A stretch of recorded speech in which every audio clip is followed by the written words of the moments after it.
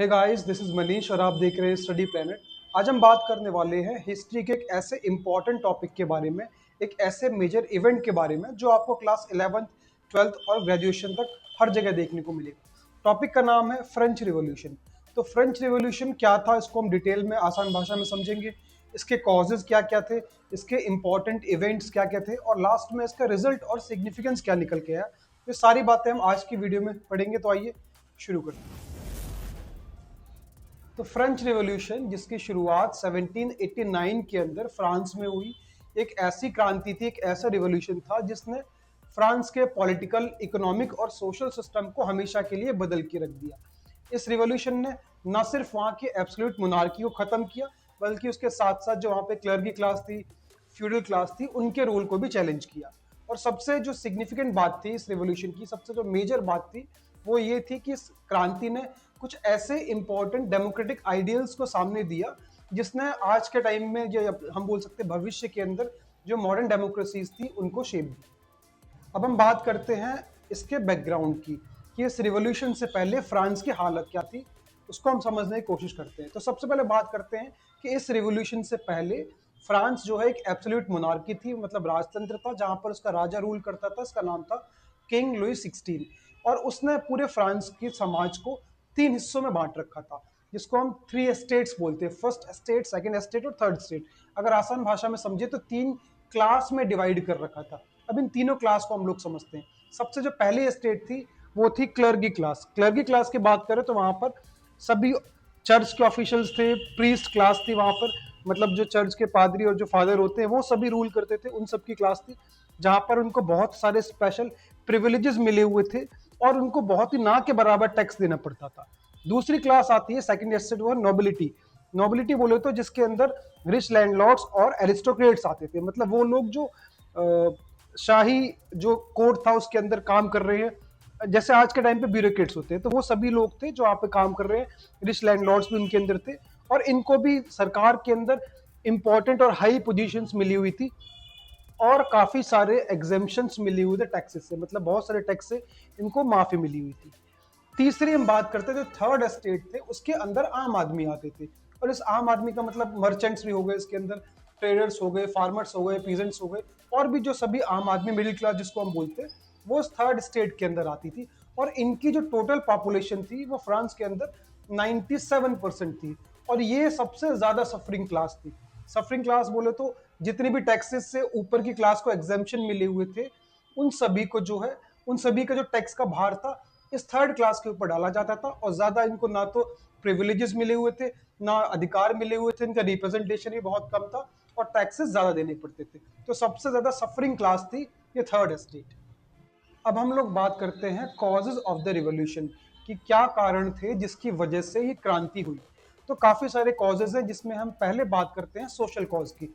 अगर social cause की बात करें, जैसा कि अभी हमने पढ़ा कि वहां का जो रूलर था, उसने, वहां का जो मोनार्क था, उसने समाज को तीन पार्ट में बांट रखा था। मतलब जो उसने क्लास डिवीजन कर रखा था वो इस हिसाब से कर रखा था, जो थर्ड क्लास थी, जहां पर मोस्ट ऑफ द पीपल थे, जो आम आदमी थे, आम नागरिक थे, उनके ऊपर ज्यादा दबाव था, उनको कम प्रिविलेजेस मिली हुई थी, उसके बावजूद उनको टैक्स ज्यादा पे करना पड़ता था। तो सफरिंग क्लास थी, तो भेदभाव बहुत ज्यादा था, लोग नाराज थे इस चीज से। जो थर्ड क्लास के लोग थे, जो थर्ड एस्टेट के लोग थे, वो भी लगातार अपने लिए अधिकारों की और इक्वल रिप्रेजेंटेशन की बात कर रहे थे।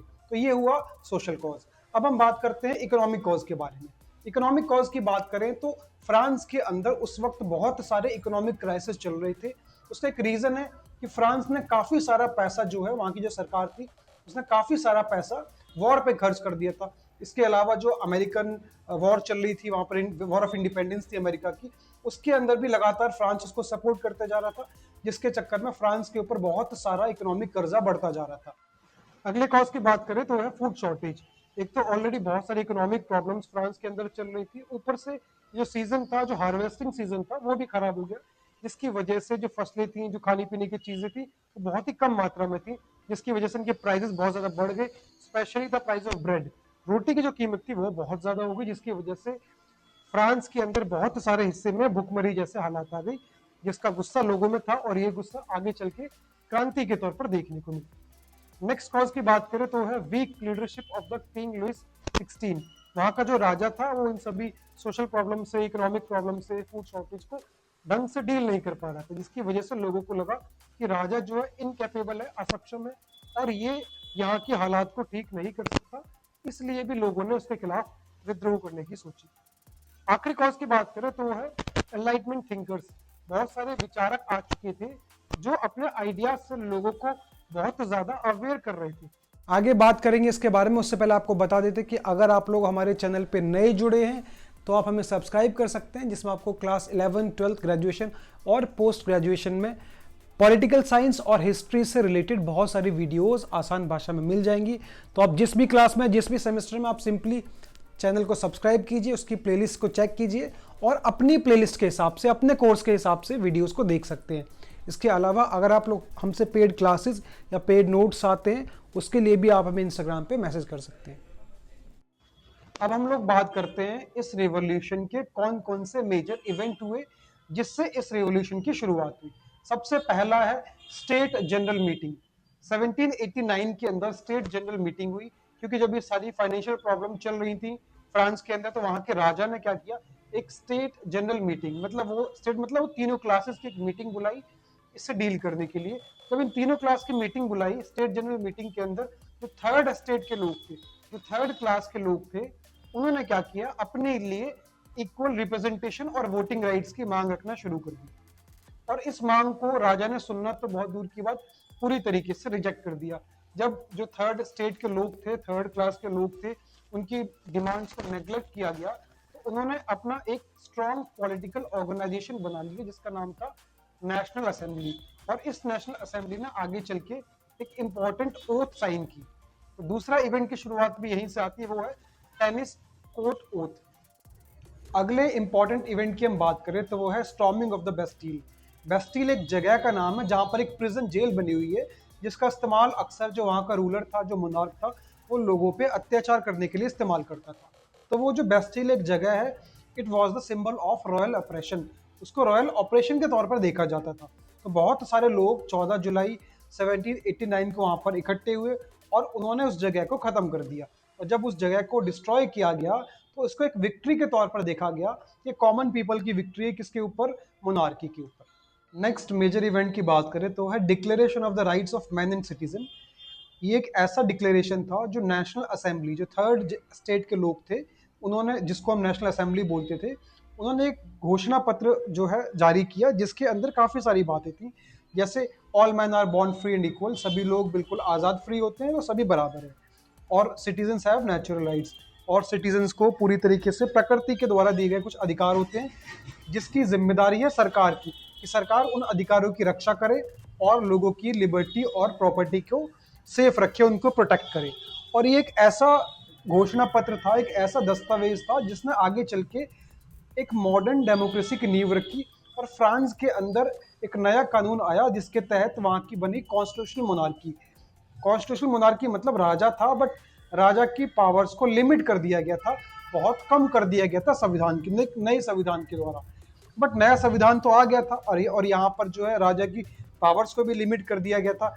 स्टिल उसके बाद भी जो आम लोग थे वो अब भी सेटिस्फाइड नहीं थे, अब भी खुश नहीं थे, क्योंकि उनको अब भी लगता था कि राजा ने जो है देश के साथ गलत व्यवहार किया या देश के साथ गद्दारी की है और लोगों के साथ बहुत सारे ऑपरेशन किए। और इसलिए आगे चल के एक और इम्पॉर्टेंट मेजर पॉलिटिकल इवेंट इस रिवॉल्यूशन का बना, वो था end of the absolute monarchy. इस इवेंट के अंदर क्या था, इस इवेंट के अंदर राजा को गिरफ्तार किया गया, उसको अरेस्ट किया गया और फ्रांस को पूरी तरीके से रिपब्लिक घोषित कर दिया।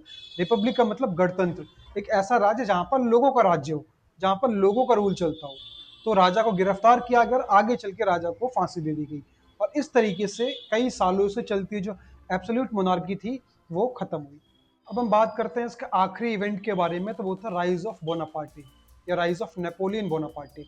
तो जब राजा की डेथ के बाद बहुत सारी पॉलिटिकल इंस्टेबिलिटी हो गई, डिस्टर्बेंसेस थे, हर ग्रुप चाहता था कि हमारा वहां पर राज हो। और इस सब का फायदा किसने उठाया, एक मिलिट्री लीडर ने जिसका नाम था नेपोलियन बोनापार्टी। नेपोलियन बोनापार्टी ने एक मिलिट्री कूप करते हुए, सभी के शासन को खत्म करते हुए अपने आप को वहां का शासक घोषित कर दिया। और 1799 में नेपोलियन बोनापार्टी का रूल शुरू हुआ फ्रांस के अंदर और यहाँ पर फ्रेंच रिवॉल्यूशन खत्म हुआ। अब हम बात करते हैं सिग्निफिकेंस और impact of the French revolution. इसका प्रभाव क्या पड़ा दुनिया के ऊपर।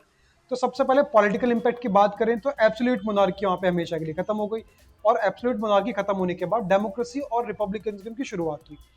दूसरा हम बात करें सोशल इम्पैक्ट की, तो जितने भी फ्यूडल प्रिविलेजेस थे, जो फ्यूडल क्लास था, जमींदार क्लास थी, वो सब खत्म होना शुरू हो गई और ग्रेटर इक्वालिटी की मांग भी उठना शुरू हुई, तो ग्रेटर इक्वालिटी आई।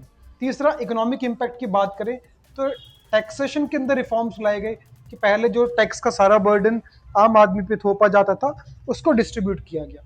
और लास्ट में हम बात करें ग्लोबल इम्पैक्ट की, तो ग्लोबल इम्पैक्ट भी पड़ा। ये जो रिवॉल्यूशन था फ्रेंच का, उसने दुनिया के बहुत सारे देशों को, स्पेशली यूरोप और लैटिन अमेरिका के देशों को इंस्पायर किया। वहां पर भी काफी सारे ऐसे रिवॉल्यूशन देखने को मिले। अब हम बात करते हैं ओवरव्यू की, तो फ्रेंच रिवॉल्यूशन की बात करें तो ये ऐसी क्रांति थी जो दुनिया के इतिहास में एक मेजर टर्निंग पॉइंट साबित हुई। क्यों हुई? क्योंकि इसने दुनिया को तीन इंपॉर्टेंट डेमोक्रेटिक आइडियल्स दिए। एक ऐसे आइडियल्स जिसने भविष्य के अंदर जितनी भी मॉडर्न डेमोक्रेसीज थी उनकी नींव रखी। कौन कौन से आइडियल्स थे? Equality, liberty and fraternity. ये ऐसे मॉडल्स थे, ऐसे आइडियल्स थे लोकतंत्र के अंदर, जो वहां पर आप देखोगे दुनिया के जितने भी संविधान है उन सब की नींव इन्हीं आइडियल्स के ऊपर रखी हुई है। ना सिर्फ इन्होंने ये इंपॉर्टेंट आइडियल्स थे, बल्कि दुनिया के बहुत सारे देशों को इंस्पायर किया कि जहां जहां पर भी कॉलोनियल रूल चल रहा था, जहां पर भी एक्सप्लॉइटेटिव गवर्नमेंट, तानाशाही चल रही थी, डिक्टेटर्स थे, मोनार्की थी, उन सब के खिलाफ लोगों ने आंदोलन करना शुरू किया और इक्वालिटी और राइट्स की मांग की। तो इस तरीके से हम देखें तो इसका बहुत इंपॉर्टेंट इम्पैक्ट रहा दुनिया के ऊपर। तो अगर आपको वीडियो पसंद आई हो तो उसको अप्लाई कर सकते हैं, और ऐसे ही आसान भाषा को देखने के लिए चैनल को सब्सक्राइब कर सकते हैं। Thank you so much for watching.